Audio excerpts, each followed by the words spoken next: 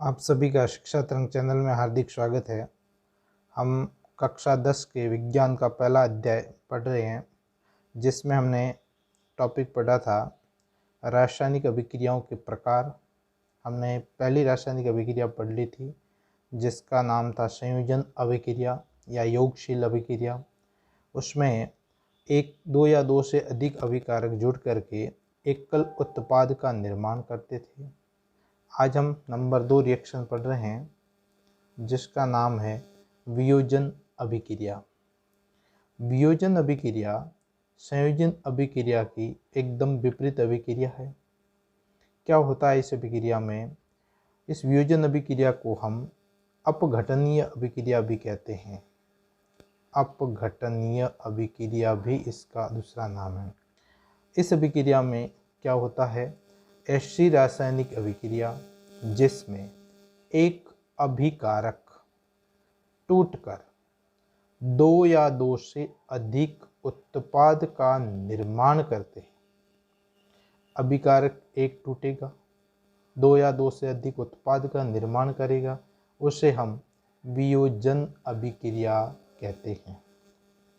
For example, हम एक example से इसको समझ सकते हैं कि ए बी एक अभिकारक है। ये टूट करके दो उत्पाद A प्लस बी, ये दो उत्पाद का निर्माण करता है।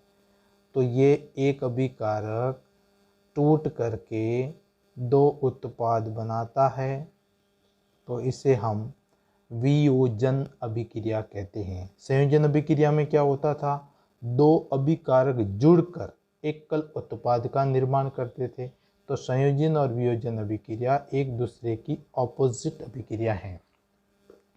अब इस अभिक्रिया में क्या होता है कि अभिकारकों के मध्य जो बंध बने हुए होते हैं वो बंध टूटते हैं। अभिकारकों के मध्य बने हुए बंध टूटते हैं और छोटे छोटे अणुओं का निर्माण होता है। तो ये इस वियोजन अभिक्रिया में होता है। इसमें अभिकारक जो अधिक अणुभार वाले थे, जो अभिकारक अधिक अणुभार वाले थे, वो बड़े अणु अपघटित होकर यानी टूट करके कम अणुभार वाले छोटे अणुओं का निर्माण करते हैं। अपघटन के कारण के आधार पर, मतलब अभिकारक किस कारण से टूटता है वो उसका कारण हो गया। तो अपघटन के कारण के आधार पर यह अभिक्रिया, अपघटनीय अभिक्रिया, तीन प्रकार की होती है।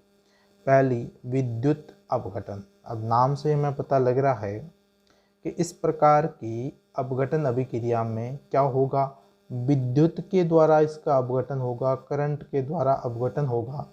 तो क्या होगा? इस प्रकार की अभिक्रिया में किसी यौगिक की गलित या द्रव, क्योंकि विद्युत धारा का प्रवाह गलित या द्रव अवस्था में विद्युत धारा प्रवाहित की जाएगी, तो वह अपघटित हो जाता है और दो या दो से अधिक उत्पाद में विघटित हो जाता है। क्योंकि इसका कारण क्या है विघटन का? विद्युत, इसीलिए हमें इसे विद्युत अपघटन कहते हैं। इस प्रकार के अपघटन को हम उदाहरण से समझते हैं। फॉर एग्जाम्पल, 2H2 प्लस, अब 2H2 इसमें जब विद्युत धारा, यहाँ पर हम ऊपर लिखेंगे करंट, विद्युत धारा जब प्रवाहित करते हैं तो ये जल का जो अणु है वो 2H2 प्लस O2 में टूट जाता है। इसमें हम इलेक्ट्रोड लेते हैं, एनोड और कैथोड। तो इसमें जो ऑक्सीजन होगा वो एनोड पे जाएगा और हाइड्रोजन होगा वो कैथोड पे जाता है। तो इस प्रकार से इसमें इस पूरी रिएक्शन में आयनों का निर्माण हो जाता है, धन आयन और ऋण आयन बन जाते हैं। ठीक इसी प्रकार हम देखते हैं 2NaCl, ये नमक का जलीय विलयन है। इसमें जब विद्युत धारा प्रवाहित की जाती है तो ये भी दो भागों में टूट जाता है, 2Na प्लस Cl2। तो ये इस प्रकार की ये दोनों अभिक्रिया विद्युत वियोजन कहलाती है। क्योंकि ये अभिक्रिया टूटने का कारण विद्युत धारा है, इसीलिए इसे हम विद्युत वियोजन कहते हैं। दूसरा प्रकार है अपघटनीय अभिक्रिया, वियोजन अभिक्रिया का दूसरा प्रकार जिसका नाम है ऊष्मीय अपघटन। ये भी नाम से ही पता लग रहा है कि ऊष्मीय अपघटन। इसमें अपघटन कब होगा? जब उसको ऊष्मा दी जाएगी, ताप दिया जाएगा। तो इस प्रकार की अपघटन अभिक्रिया में ऊष्मा देने पर वह छोटे छोटे अणुओं में टूट जाता है। तो इस प्रकार के अपघटन को हम ऊष्मीय अपघटन कहते हैं। फॉर एग्जाम्पल CaCO3, ये कैल्शियम कार्बोनेट है। कैल्शियम कार्बोनेट को जब 473 केल्विन टेम्परेचर पर 473 केल्विन टेम्परेचर पर गर्म किया जाता है तो ये CaO प्लस CO2 में टूट जाता है, बिना बुझा हुआ चूना और कार्बन डाइऑक्साइड में टूट जाता है।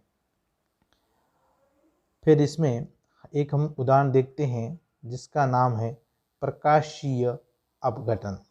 प्रकाशीय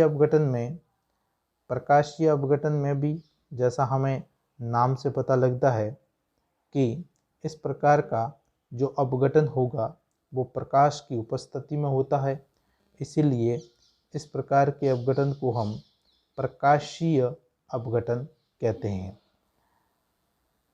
प्रकाशीय अपघटन में हमने देखा कि ये प्रेजेंस ऑफ लाइट में संपन्न होता है।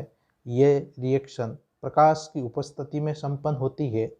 जब इसको एग्जाम्पल से हम समझते हैं 2AgBr, अगर यहाँ लाइट प्रकाश उपस्थित है तो ये सिल्वर ब्रोमाइड दो भागों में टूटता है, 2Ag + Br2। तो यहाँ पे हमने देखा ये जो रिएक्शन है इसका उपयोग ब्लैक एंड वाइट फोटोग्राफी में इसका उपयोग किया जाता है।